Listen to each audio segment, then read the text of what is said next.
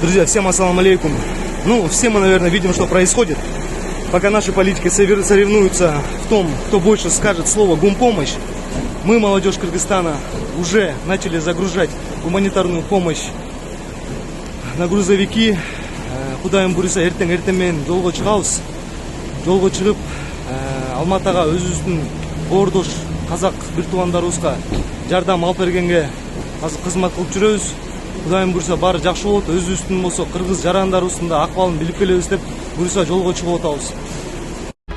Жаздай жаркын көктөм элибиз, казак кыргыз көчмөн элибиз, Кудай сүйүп өткөн элибиз. Кайрыла